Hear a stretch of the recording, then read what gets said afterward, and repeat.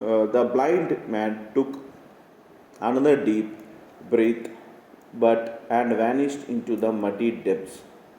His first dive had given him a good idea of the shape of the well, so he went straight down and tried to search the bottom with his hands. They slipped in the mud and got caught in the weeds.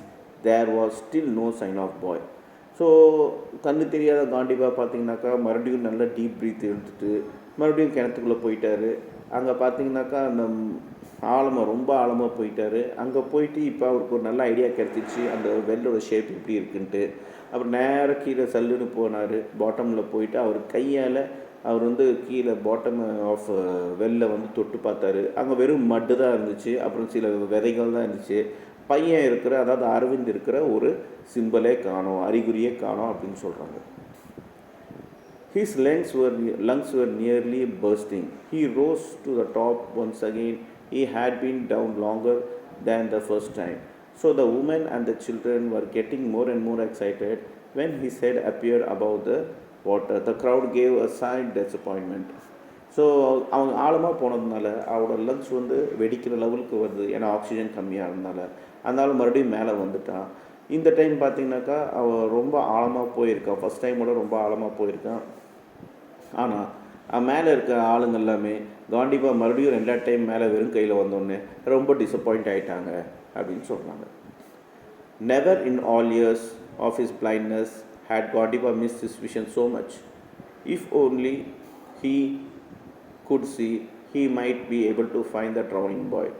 He did not know that even a normal eyes would never have been able to see the muddy water. So என்னன்னாக்கா இத்தனை வருஷம் வந்து கண்ணு தெரியாததுனால காடிபாக்கு வந்து அந்த vision வந்து சரியாக கண்டுபிடிக்க முடியல அந்த பையன் எங்கே இருக்கான்ட்டு.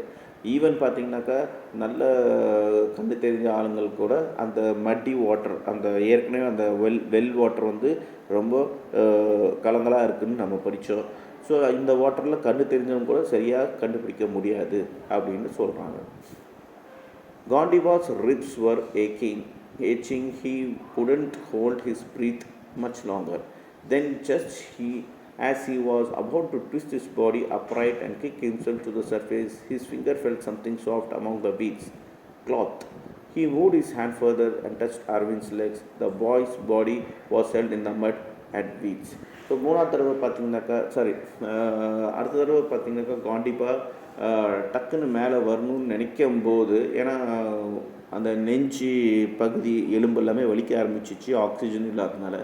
வலிக்கும்போது டக்குன்னு மேலே வரலான்ட்டு காலில் உதைக்கும் போது அந்த கிணத்தோட அடிப்பகுதியில் உதைக்கும் போது அவனோட காலில் ஏதோ ஒன்று பட்டுச்சு. என்னென்னா சாஃப்டாக ஒரு ஐட்டம் என்னன்னாக்கா அது துணி. யார் துணி பார்த்தீங்கன்னாக்கா அப்புறம் கையை வச்சு தடவி பார்க்கும்போது அது வந்து அரவிந்தோட துணி. அப்படியே அந்த துணியை தொட்டுகிட்டே போகும்போது பார்த்திங்கன்னா அரவிந்தோட கால் தெரிஞ்சது அப்படின்னு சொல்கிறாங்க. அது வந்து மட்டுக்கு நடுவில் சேத்துக்கு நடுவில் மாட்டிகிட்டு இருந்திருக்கு. Gondiba's heart was beating painfully. He badly needed to breathe. He felt desperately for something to hold in order to pull Arvind's up and out the net he was in. Suddenly he felt Arvind's belt holding it tight with the right hand. He pulled the lad free, turned about the push and pushed up. His spine and muscles ached. This almost stopped his movements. His weak, starved body fought against what his mind told him he must do. So காண்டிபா பார்த்திங்கனாக்கா ரொம்ப வலி எடுக்க ஆரம்பிச்சிச்சு. காண்டிபா நெஞ்சில் எல்லாமே because breathing கம்மியாக ஆரம்பித்ததுனால அவன் கண்டிப்பாக ப்ரீத் பண்ண வேண்டிய சுச்சுவேஷன் வந்துச்சு. இல்லாட்டி அவனும் வந்து சாவுற நிலைமையில் வந்துட்டான், அந்த எண்டுக்கு வந்துட்டான். திடீர்னு பார்த்தோன்னாக்கா அவனை இழுக்க முடியல, அந்த அரவிந்தை வந்து இழுக்க முடியல, அதுக்கு எந்த ஒரு ஹோல்டும் கிடைக்கல. திடீர்னு காண்டிபாக்கு அந்த அரவிந்த் வந்து பெல்ட் போட்டது தெரிஞ்சுது. அந்த பெல்ட்டை வச்சு நல்லா இழுத்து கடைசியில் பார்த்தோன்னாக்கா வெளியே இழுத்துட்டான். ஆனால் காண்டிபாவோட ஸ்பைனு பின்னாடி இருக்கிற ஸ்பைனு உடம்புக்குள்ள மசில்ஸ்லாம் ரொம்ப வலிக்க ஆரம்பிச்சிச்சு. அவன் மூளை வந்து அவன் உடம்பு அவனுக்கு துணையாக இல்லை, தட் இஸ் சப்போர்ட் பண்ணல. ஆனால் அவனோட மைண்டு வந்து காப்பாற்றணுங்கிற ஒரு வெறியில் இருந்திருக்கு. அப்புறம் it's keeping tight hold on the boy's belt, Gondiba struggled to push himself upward with his free hand and feet. So அவனோட அந்த அரவிந்தோட பெல்ட்டை பிடிச்சிட்டு ஒரு உதச்சிருக்கு அப்படி அந்த கிணத்துக்கு ஆழத்தில் அடியில். ஸோ அப்படி டக்குன்னு மேலே 2 பேரும் வந்துட்டாங்க. It seems a long time before he rose 6 meters from the bottom of the broken surface. While he gasped for breath, other hands quickly lifted Arvind up and out of the well. Gondipa held on the well's rocky side, his eyes closed, his body tired. He heard but paid little attention to the sound of the people trying to give Arvind artificial respiration. Finally, the boy began to vomit water, and cries of joy came to Gondiba, still holding tightly to side of the well. So காண்டிபா மேலே வந்தோடனே அங்கே மேலே இருக்க மக்கள் வந்து அரவிந்தை தூக்கிட்டு போயிட்டாங்க. காண்டிபா வந்து ஒரு ஓரமாக செவுத்து அந்த கிணத்தோட செவுத்து ஓரமாக அப்படியே டயர்டாக படுத்துட்டார் கண்ணை மூடிக்கிட்டு. ஏன்னா அவரால் எதுவும் முடியல. அப்போ பார்த்தீங்கன்னாக்கா எல்லாருமே அரவிந்தை காப்பாற்றுறதுக்காக முயற்சி பண்ணிட்டு இருந்தாங்க, அந்த வயிற்றில் இருக்கிற தண்ணி எடுக்கிறதுக்காக. அப்புறமா கொஞ்ச நேரத்தில் அரவிந்த் வந்து வாமிட் எடுத்த வாட்டி எல்லாருமே சந்தோஷமாக காண்டிபா கிட்ட வந்தாங்க. அப்போ காண்டிபா வந்து டயர்டாக படுத்துட்டு இருந்தா அப்படி கிணத்து சைடில்.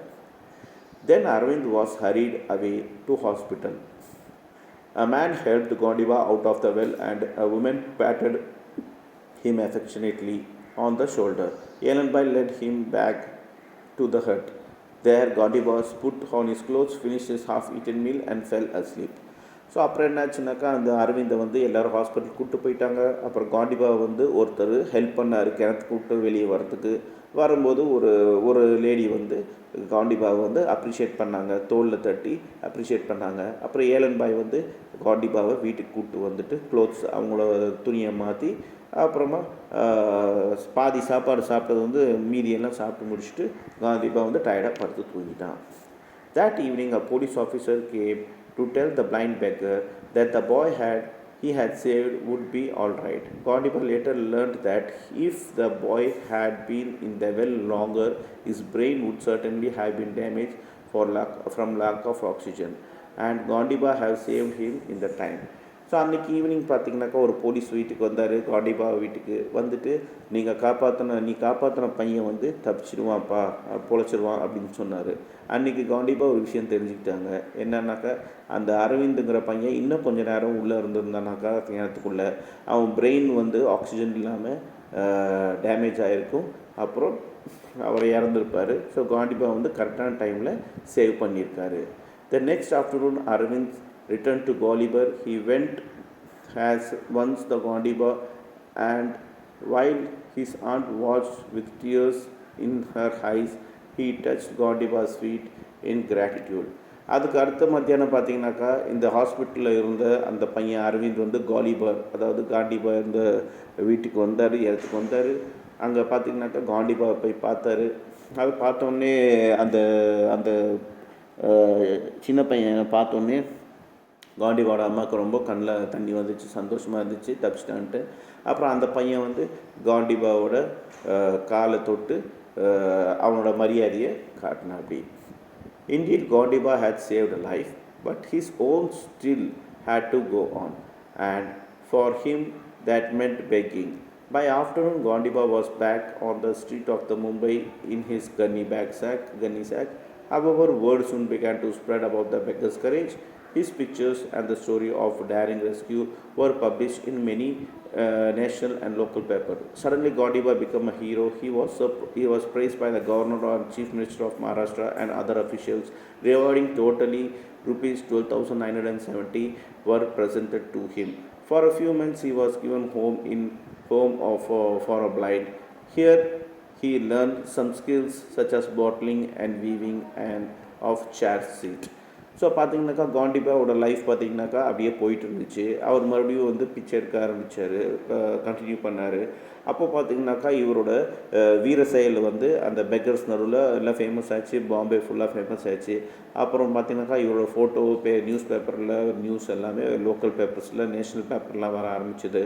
திடீர்னு பார்த்தீங்கன்னாக்கா அவருக்கு மகாராஷ்டிரா கவர்னரும் சீஃப் மினிஸ்டரும் பாராட்டு விழா நடத்தினாங்க. அவருக்கு வந்து ஒரு ரிவார்டு கொடுத்தாங்க. 12,970 ரூபா வந்து அவருக்கு ப்ரெசென்ட் பண்ணாங்க. அது மட்டும் இல்லாமல் கொஞ்சம் மாதத்துக்கு அவருக்கு பிளைண்ட் ஹோமில் இருக்கிறதுக்கு வசதி பண்ணி கொடுத்தாங்க. அவங்க வந்து அவர் நிறைய ஸ்கில்ஸ் கற்றுக்கிட்டாரு. வீவிங்கு, சேர் பண்ணுறது, அப்புறம் பாட்டிலிங் பண்ணுறதெல்லாம் கற்றுக்கிட்டாரு. டுடே காண்டிபா lives in Jalna, a market town close to his native village. He has married a local girl and runs a small business. Gondiba Gaikwad's bravery and determination to find the boy in the well had completely changed his own life. The beggar who hated begging need never beg again.